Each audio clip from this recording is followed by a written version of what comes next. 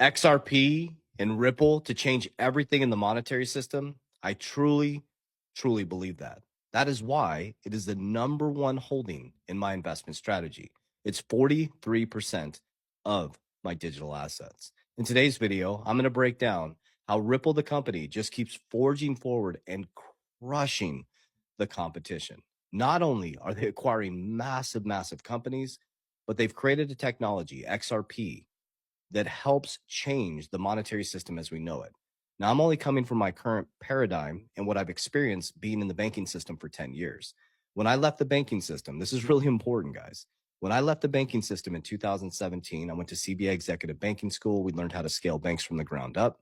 And when I looked at the technology of XRP, the first thing I said was, why are banks not using this? Now, listen to this.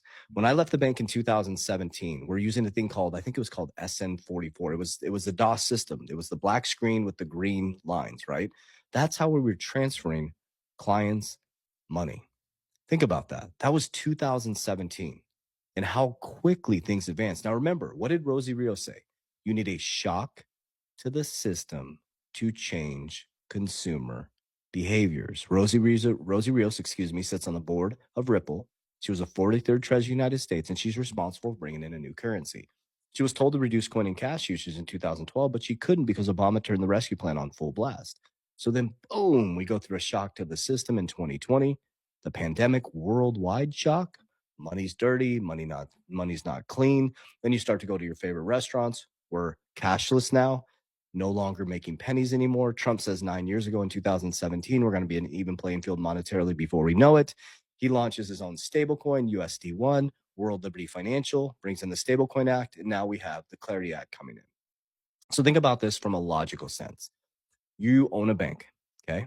You own a bank, and you want to implement these new technologies because you're in the archaic banking system and you know you're about to get left behind. You know you're about to get crushed.